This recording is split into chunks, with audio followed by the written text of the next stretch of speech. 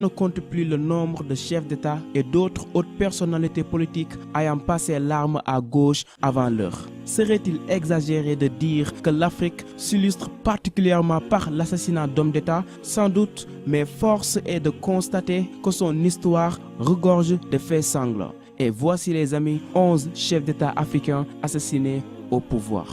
Allez, let's go. Thomas Sankara.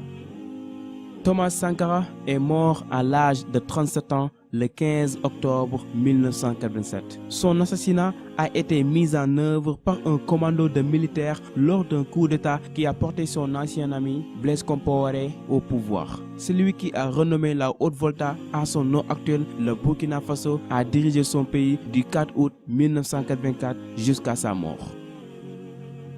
Ahmed Abdallah. Comme pour la plupart des hommes politiques assassinés, la mort d'Ahmed Abdallah reste assez floue. L'ancien président comorien aurait été exécuté par des mercenaires. À la mort d'Ahmed Abdallah, sa famille reçoit un important héritage qui a fait polémique dans un pays miné par la corruption. Bob Denard, un mercenaire français impliqué dans de nombreux coups d'État en Afrique, est soupçonné d'être l'auteur de cet assassinat. Mais aucune action n'a été possible contre lui en justice. Il est ressorti blanc comme neige de cette affaire. Samuel Kanyede.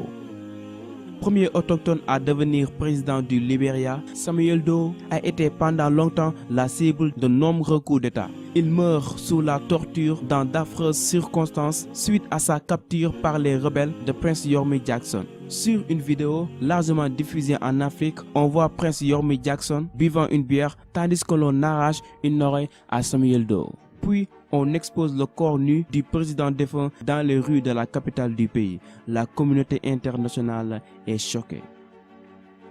Mohamed Boudiaf.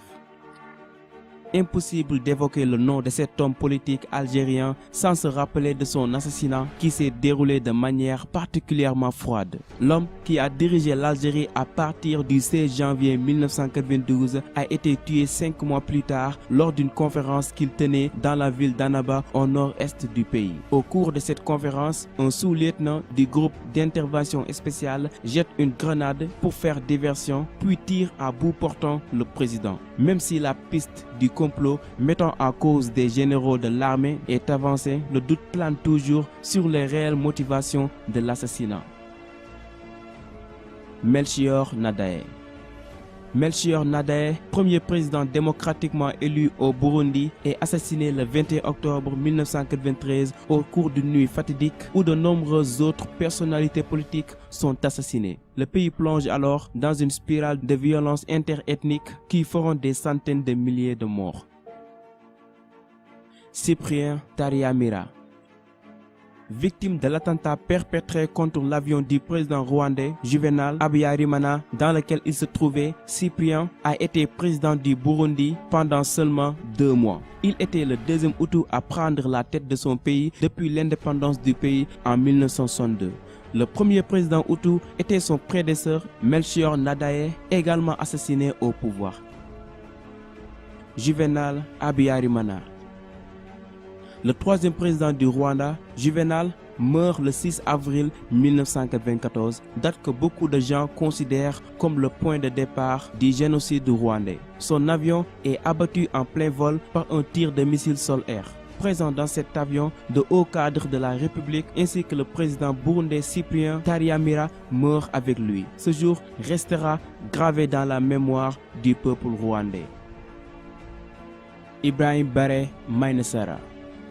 C'est par un coup d'État, le 9 avril 1999, qu'Ibrahim Baré est évincé de la présidence du Niger et assassiné. C'est l'œuvre des membres de sa garde présidentielle sous la houlette du chef de bataillon Daouda Malam Wanké. Militaire de formation, Ibrahim Baré Mainesara a été président du Niger de 1996 à 1999. Suite à son décès, de nombreux membres de sa famille ont été contraints à l'exil. Laurent Désiré Kabila. C'est dans la journée du 16 janvier 2001 que Laurent Désiré Kabila, président de la République démocratique du Congo, est abattu dans son bureau dans des circonstances non élucidées à ce jour. Tout porte à croire qu'il est assassiné par l'un de ses gardes du corps, un ex-enfant soldat du nom de Rachidi Mizele. Lui-même sera tué quelques instants plus tard, tandis que son principal complice, qui l'attendait dans un véhicule garé à l'extérieur du palais présidentiel, réussit à s'enfuir. João Bernardo Vieira, l'ex-chef d'État de la Guinée-Bissau, est tué par un commando d'hommes armés dans sa résidence le 2 mars 2009, peu après un attentat à la bombe. L'assassinat du président est alors revendiqué par des hauts gradés militaires du pays. Mais d'après les suites de l'affaire, les trafiquants de drogue colombiens auraient joué un rôle dans cet événement tragique. Muammar Kadhafi. On se souvient encore de cette révolte populaire qui a conduit à la chute du régime de Muammar Kadhafi. Confronté à la prise de Tripoli par les rebelles en août 2011, le guide libyen fuit la capitale. Le 20 octobre 2011, dans les environs de Sirte, celui qui a dirigé la Libye pendant près de 42 ans est capturé, lynché et tué. Des vidéos d'une extrême violence font alors le tour du monde.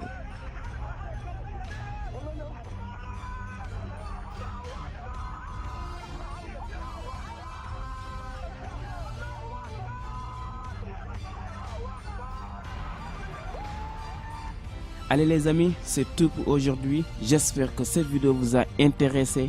Bon, ma question est seulement pourquoi? Pourquoi s'entretuer alors que notre continent vient tout juste de sortir de l'esclavage et colonisation? Au lieu de bâtir un nouveau continent très puissant grâce à ses ressources, ils s'entretuent juste pour le pouvoir afin de satisfaire leurs besoins personnels et pire encore, suivre aveuglement des gens qui nous traitent tout le temps de singes et d'incapables.